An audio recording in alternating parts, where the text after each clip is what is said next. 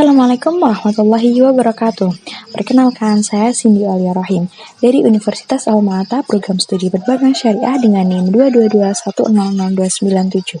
Di sini saya akan menjelaskan tentang wakaf untuk memenuhi tugas mata kuliah Fikih Muamalah dengan dosen pengampu Bapak M. Zidni Nafi Hasbi, SE, SIF, MI. Pengertian wakaf. Wakaf adalah kata dari bahasa Arab waqf, berarti menahan diri. Sedangkan menurut fikih Islam, wakaf merupakan hak pribadi dipindah menjadi kepemilikan secara umum atau lembaga agar manfaatnya mampu dinikmati benar masyarakat. Jadi, pengertian wakaf adalah pemberian suatu harta dari milik pribadi menjadi kepentingan bersama, sehingga kegunaannya mampu dirasakan oleh masyarakat luas tanpa mengurangi nilai harta tersebut. Dasar hukum wakaf. Dasar hukum wakaf merujuk pada dasar Al-Quran dalam Quran Surat Al-Hajj ayat 77 yang artinya, "Hai orang-orang yang beriman, rukuklah kamu, sujudlah kamu, sembahlah Tuhanmu dan berbuatlah kebajikan, supaya kamu mendapat kemenangan." Selanjutnya di surat Quran Surat Ali Imran ayat 92 yang artinya, "Kamu sekali-kali tidak sampai kepada kebajikan yang sempurna sebelum kamu menafkahkan sebagian harta yang kamu cintai, dan apa saja yang kamu nafkahkan, maka sesungguhnya Allah mengetahuinya." Manfaat wakaf. Hikmah wakaf tak hanya mengenai aspek spiritual saja, tetapi aspek lainnya juga berpengaruh. Selain itu, manfaat wakaf tidak hanya dirasakan oleh pemberinya saja, namun juga masyarakat luas. Yang pertama, mendapat manfaat secara religius. Memperoleh manfaat dari sisi spiritual merupakan manfaat wakaf yang didapatkan pemberi. Faktanya, manfaat dari aset atau harta wakaf bersifat kekal, apalagi jika objeknya terus digunakan oleh khalayak umum, sehingga pahala pemberi wakaf mengalir deras dan terus-menerus meskipun yang pemberi telah meninggal.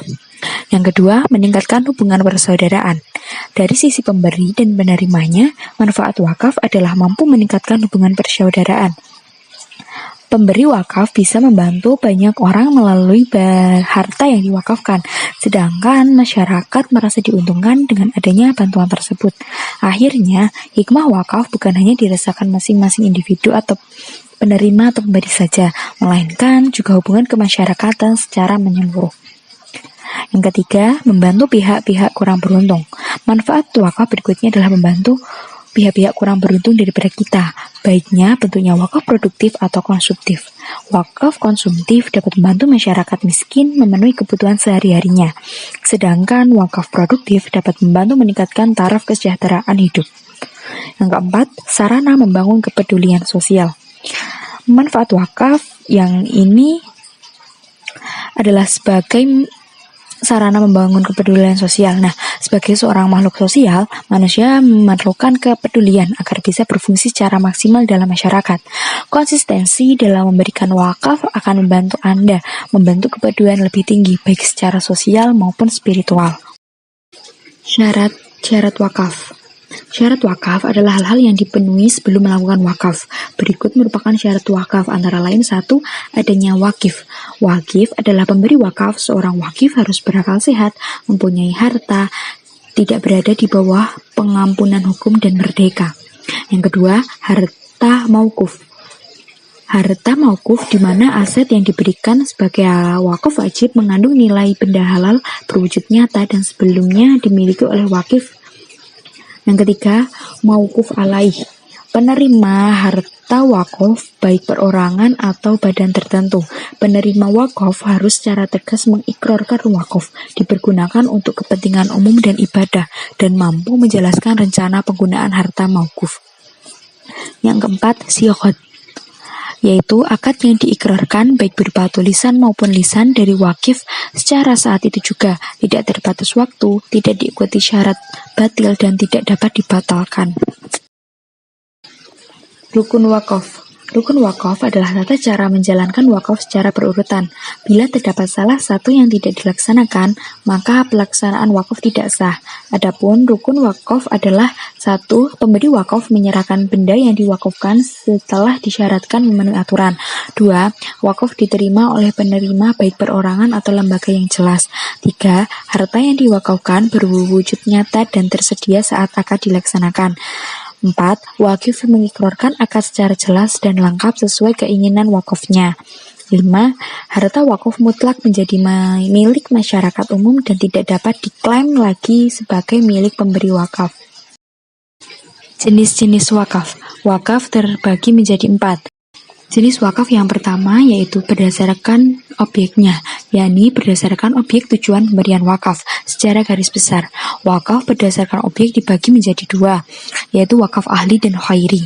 Wakaf ahli merupakan wakaf untuk keluarga atau saudara sendiri, sehingga pemanfaatannya tidak dapat dirasakan oleh masyarakat umum. Contoh wakaf ahli yaitu nafkah sehari-hari, membiayai pendidikan adik, dan sebagainya. Sebaliknya, wakaf khairi adalah jenis-jenis wakaf diperuntukkan kepentingan masyarakat luas. Contohnya, seperti pemberian tanah, bangunan, dan sejenisnya. Yang kedua, berdasarkan jenis yang diwakafkan. Klasifikasi wakaf yang kedua ini adalah berdasarkan jenis wakafnya yang terbagi menjadi golongan pertama, kedua, dan ketiga. Golongan pertama yakni wakaf berupa benda tidak bergerak di mana bentuknya sulit dipindahkan. Contoh wakaf tidak bergerak seperti masjid, bangunan, pondok pesantren, dan sebagainya.